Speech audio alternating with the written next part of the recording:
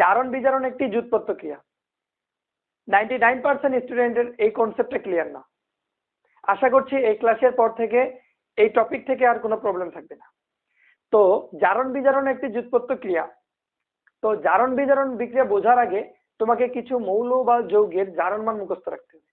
তো এইখানে কিছু মৌল বা যৌগের জারণ মান দেওয়া আছে এবং বাকিগুলা তোমাদের বইয়ের পঞ্চম অধ্যায়ে দেওয়া আছে। ঠিক আছে, ওকে। তাহলে জারণ বিক্রিয়া কি বলতো? জারণ বিক্রিয়া হলো যে বিক্রিয়ায় ইলেকট্রন ত্যাগ ঘটে, তাই না? এবং বিজারণ বিক্রিয়াটা কি? বিজারণ বিক্রিয়া হলো যে বিক্রিয়ায় ইলেকট্রনের গ্রহণ ঘটে। তো এখানে একটি বিক্রিয়া দেওয়া আছে, জিঙ্ক কপার সালফেটের সাথে বিক্রিয়া করে জিঙ্ক সালফেট ও কপার উৎপন্ন করে, এবং এটাকে দেখাইতে হবে যে এটি একটি জারণ বিজারণ যুৎপত্ত ক্রিয়া সম্পূর্ণ হয়েছে। ঠিক আছে, তো এখন এটা কমপ্লিট করার আগে তোমাকে জানতে হবে যে যদি কোনো মৌল মুক্ত অবস্থায় থাকে তাহলে তার যে জারণ মান সেটা শূন্য হবে, এবং যে যৌগগুলো থাকবে সেই যৌগগুলোর মোট জারণ মানটা তোমাকে শূন্য দেখাইতে হবে। ঠিক আছে, তাহলে দেখো জিঙ্ক যেহেতু মুক্ত অবস্থায় আছে তাহলে তার জারণ মান হবে শূন্য, এবং কপার সালফেট একটি যৌগ। এই কপার সালফেট যৌগে সালফেট হচ্ছে একটি যৌগমূলক যার জারণ মান হচ্ছে -2। তাহলে কপার সালফেট অর্থাৎ সালফেটের জারণ মান -2। এটা যেহেতু শূন্য বানাইতে হবে তাহলে আমাদের প্রয়োজন +2, তাহলে কপার +2। অন্যদিকে জিঙ্ক সালফেট এটি একটি যৌগ যেখানে যৌগমূলক হচ্ছে সালফেট যার জারণ মান আমরা জানি -2। তাহলে এটাকে টোটাল জারণ মান শূন্য করার জন্য প্রয়োজন হচ্ছে +2, তাহলে জিঙ্ক +2। অন্যদিকে কপার যেহেতু মুক্ত অবস্থায় আছে এই জন্য তার জারণ মান হবে 0। ঠিক আছে, ওকে। এখন তুমি মৌল বা যৌগ সমূহের বিক্রিয়ক এবং উৎপাদে তাদের জারণ মানের পার্থক্যগুলোকে দেখবা। ঠিক আছে, এখন দেখো জিঙ্ক ছিল কি, তার জারণ মান ছিল 0। তুমি যদি উৎপাদে দেখো জিঙ্কের জারণ মান হয়ে গেছে +2, এবং +2 মানে কি? এখানে জিঙ্ক 2টি ইলেকট্রন ত্যাগ করেছে। অন্যদিকে কপারকে যদি আমরা দেখি, কপার ছিল কি 2+, এই পাশে হয়ে গেছে কপার 0। 2+ মানে কি?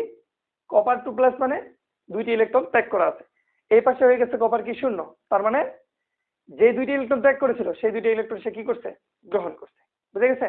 আবার সালফেট দেখো, সালফেট ছিল কি 2- এবং উৎপাদেও তার জারণ মান হচ্ছে 2-, তাহলে তার এখানে আধানের কোনো পরিবর্তন হয় নাই। তাহলে এখানে জিঙ্ক 2টি ইলেকট্রন ত্যাগ করে জিঙ্ক 2+ আয়নে পরিণত হয়েছে, আর ত্যাগ করলে সেটাকে বলবো আমরা কি? জারণ অর্ধবিক্রিয়া। তাহলে কি হইলো? জারণ অর্ধবিক্রিয়া।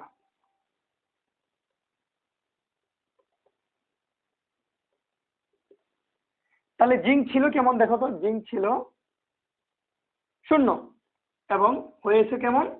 জিঙ্ক 2+। তাহলে কি করছে?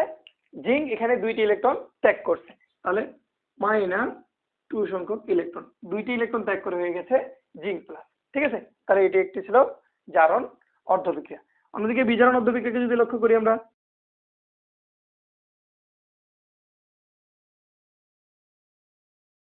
কপার কি ছিল?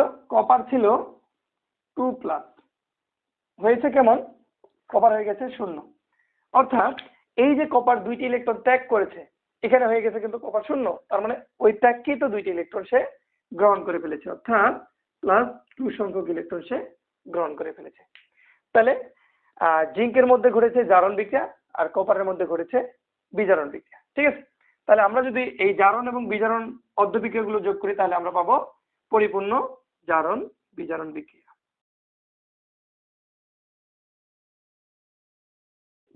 তাহলে কি হইলো? জিঙ্ক কপার 2+ এবং এরা বিক্রিয়া করে উৎপন্ন করছে জিঙ্ক 2+, শুধু কপার। তাহলে এখানে কি ঘটছে? জিঙ্ক 2টি ইলেকট্রন ত্যাগ করে জারণ অর্ধবিক্রিয়া সম্পন্ন করেছে এবং কপার সেই 2টি ইলেকট্রন গ্রহণ করে বিজারণ অর্ধবিক্রিয়া সম্পন্ন করেছে। বুঝা গেছে? ওকে, আমরা আরেকটা বিক্রিয়া ট্রাই করি। এখন তাহলে এই বিক্রিয়াকে লক্ষ্য করো, যেহেতু এই যে একটি যৌগ তাহলে এর টোটাল যে জারণ মানটা সেটা 0 আনতে হবে। আমরা জানি ক্লোরিনের জারণ মান কত? ক্লোরিনের জারণ মান -1, তাহলে -1। কিন্তু এখানে ক্লোরিনের কয়টি পরমাণু আছে? 3টি, তার মানে তার আধান হবে -3। তাহলে 0 বানাইতে গেলে তাহলে আমাদের কি লাগবে? +3 লাগবে, তাহলে ফসফেট 3+। বুঝা গেছে?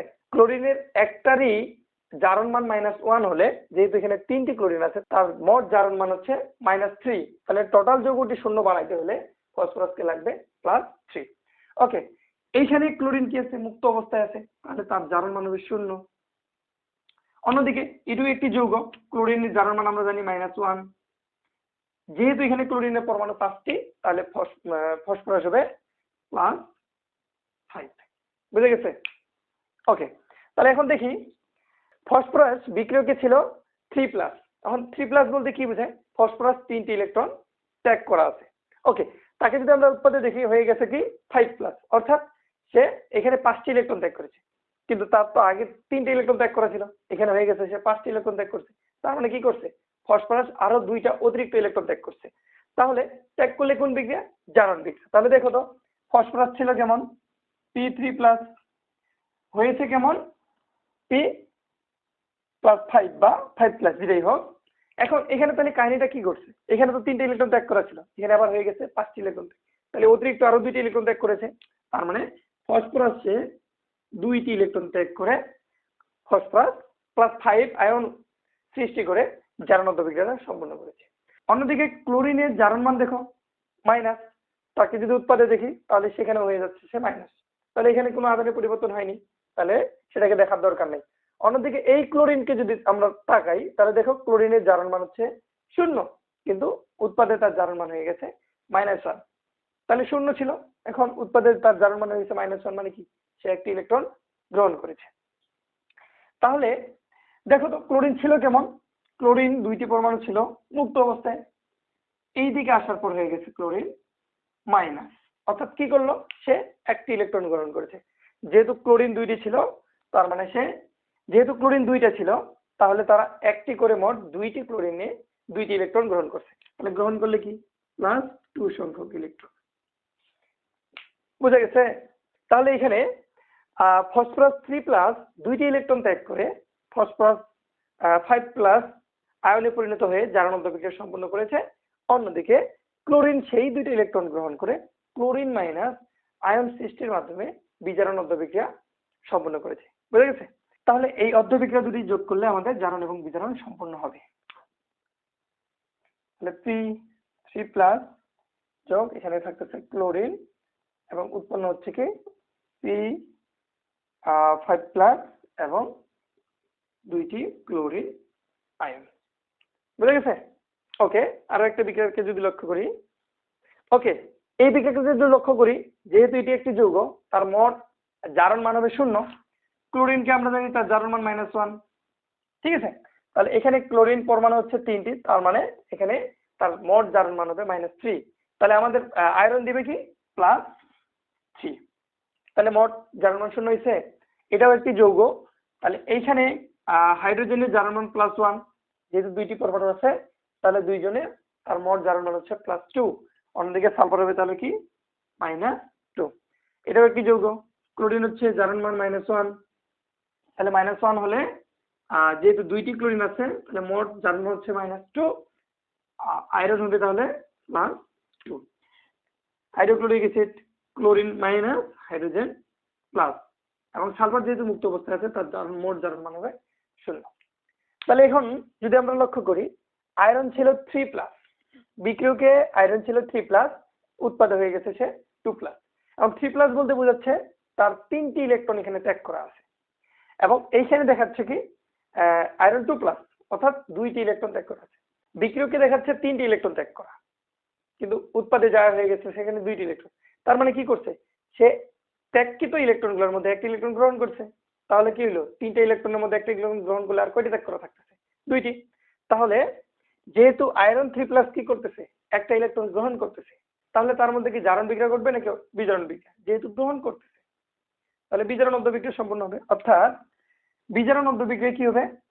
আয়রন ছিল 3+, হয়েছে কেমন 2+। তাহলে আয়রন 3+ কি করছে? একটি ইলেকট্রন গ্রহণ করছে। তাহলে গ্রহণ করলে কি প্লাস কয়টি ইলেকট্রন গ্রহণ করছে?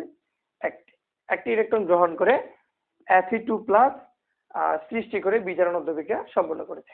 ওকে, অন্যদিকে ক্লোরিনকে যদি আমরা তাকাই, তাহলে ক্লোরিনের জারণ মান বিক্রিয়কে কি -1, অন্যদিকে উৎপাদে হচ্ছে 1 -1, তাহলে এর কোনো জারণ মানের কোনো পরিবর্তন হয়নি, তার জন্য আমরা একে দেখব না। ওকে, যদি হাইড্রোজেনকে লক্ষ্য করি, হাইড্রোজেনের জারণ মান হচ্ছে প্লাস, উৎপাদেও তার জারণ মান হচ্ছে প্লাস, তাহলে এইখানেও কোনো জারণ মানের কোনো পরিবর্তন হয়নি, তো তাকে আমরা দেখব না। ওকে, সালফারকে যদি দেখি, বিক্রিয়কে জারণ মান তার -2 এবং উৎপাদে তার জারণ মান হয়ে গেছে 0, অর্থাৎ -2 বলতে কি বোঝায়, তার 2টা ইলেকট্রন গ্রহণ করা ছিল এবং সেই 2টা ইলেকট্রন সে কি করছে, ত্যাগ করে 0 হয়ে গেছে। তাহলে সালফার কি করছে, সালফার ছিল কেমন, সালফার ছিল 2-, সে হয়েছে কেমন, মুক্ত অবস্থা হয়ে গেছে শুধু সালফার, এবং যেহেতু সে 2টা ইলেকট্রন গ্রহণ করা ছিল, সে 2টা ইলেকট্রন কি করছে, ত্যাগ করে দিছে, অর্থাৎ সালফার 2- 2টি ইলেকট্রন ত্যাগ করে সালফারে পরিণত হয়ে জারণ অধ্যবিক্রিয়া সম্পন্ন করে। অন্যদিকে Fe3+ একটি ইলেকট্রন গ্রহণ করে Fe2+ আয়ন সৃষ্টি করে বিজারণ অধ্যবিক্রিয়া সম্পন্ন করে। এখন আমাদের কাজ এখানকার ইলেকট্রন গুলোকে সমান করতে হবে। সালফার 2- সে 2টি ইলেকট্রন ত্যাগ করছে, সালফারে পরিণত হয়েছে। অন্যদিকে Fe3+ একটি ইলেকট্রন গ্রহণ করে, ঠিক আছে, তাহলে আমরা কি করব, 2টি Fe3+ নিব এবং 2টি পরমাণু 2টি ইলেকট্রন গ্রহণ করে বিজারণ অধ্যবিক্রিয়া সম্পন্ন করবে, ঠিক আছে। তাহলে এখন দেখুন, জারণ অধ্যবিক্রিয়া বিজারণ অধ্যবিক্রিয়া যোগ করলে কি হচ্ছে, সালফার ছিল কি 2- যোগ 2 Fe3+ বিক্রিয়া করে উৎপন্ন করছে কি শুধু সালফার এবং 2টি Fe2+, বুঝা গেছে। ওকে, লাস্ট ওয়ান, আরেকটা বিক্রিয়াকে আমরা লক্ষ্য করি। ওকে, তাহলে এই বিক্রিয়াকে লক্ষ্য করো, যেহেতু এটি একটি যৌগ, তার মোট জারণ মান 0 হবে, অর্থাৎ ক্লোরিনকে আমরা জানি ক্লোরিনের জারণ মান -1, যেহেতু 2টি ক্লোরিন আছে, যেহেতু 2টি ক্লোরিন পরমাণু, তাহলে মোট জারণ মান হচ্ছে -2, আয়রন দিবে তাহলে +2। ওকে, অন্যদিকে দেখো ক্লোরিন -1, তাহলে যেহেতু 4টি ক্লোরিন পরমাণু আছে, তাহলে ক্লোরিনের মোট জারণ মান হচ্ছে -4, তাহলে Sn দিচ্ছে +4।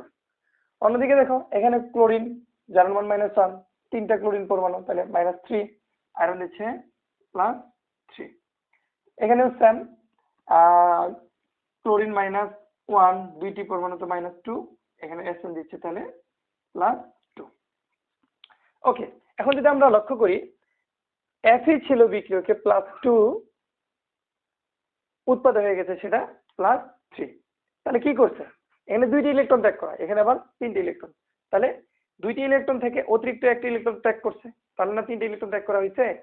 তাহলে Fe2+ আরো একটি ইলেকট্রন ত্যাগ করে Fe3+ আয়নে পরিণত হয়ে কি করছে, জারণ অধ্যবিক্রিয়া সম্পন্ন করছে। তাহলে দেখো আয়রন ছিল কেমন 2+, হয়েছে কেমন বিক্রিয়কে Fe3+, তাহলে সে কি করছে, একটি ইলেকট্রন ত্যাগ করছে, ত্যাগ করলে জারণ বিক্রিয়া সম্পন্ন করছে, ঠিক আছে। ওকে, অন্যদিকে দেখো ক্লোরিনের জারণ মান -1, এই পাশেও -1, এই পাশে -1, ঠিক আছে। এইবার দেখো Sn এর জারণ মান বিক্রিয়কে হচ্ছে +4, উৎপাদে যদি আমরা লক্ষ্য করি হয়ে গেছে +2। এখন Sn এর জারণ মান +4 বলতে বোঝায় সেইখানে 4টি ইলেকট্রন ত্যাগ করছে, কিন্তু উৎপাদে যদি আমরা দেখি, সে দেখা যাচ্ছে সেখানে 2টি ইলেকট্রন ত্যাগ করছে। তাহলে কি করছে, ওই ত্যাগকৃত 4টি ইলেকট্রনের মধ্যে সে 2টি ইলেকট্রন গ্রহণ করলো, তাহলে 4টার মধ্যে ত্যাগকৃত ইলেকট্রন থাকতেছে মাত্র 2টা, ঠিক আছে। তাহলে Sn ছিল কেমন +4, হয়েছে কেমন, আসে উৎপাদে হয়ে গেছে +2। তাহলে এই যে ত্যাগকৃত 4টি ইলেকট্রনের মধ্যে Sn কি করছে, 2টি ইলেকট্রন গ্রহণ করে বিজারণ অধ্যবিক্রিয়া সম্পন্ন করেছে, বুঝা গেছে। এখন আমাদের ইলেকট্রন সংখ্যাগুলোকে সমান করতে হবে। ইলেকট্রন সংখ্যা সমান করার জন্য যেহেতু Sn4+ 2টি ইলেকট্রন গ্রহণ করেছে, তাহলে কি করব, আয়রনের 2টি পরমাণু একটি করে মোট 2টি ইলেকট্রন ত্যাগ করে জারণ অধ্যবিক্রিয়া সম্পন্ন করবে, ঠিক আছে। তাহলে দেখো এই জারণ অধ্যবিক্রিয়া বিজারণ অধ্যবিক্রিয়া যোগ করলে আমরা জারণ বিজারণ বিক্রিয়া সম্পন্ন পাবো। তাহলে আয়রন ছিল কি 2টি Fe3+, Sn4+4 উৎপন্ন করছে কি 2 Fe3+ যোগ Sn2+, বুঝা গেছে? আশা করি জারণ বিজারণ একটি যুৎপত্ত ক্রিয়া, তোমাদের এই কনসেপ্টটা অনেকটাই ক্লিয়ার হয়ে গেছে। ঠিক আছে, ধন্যবাদ।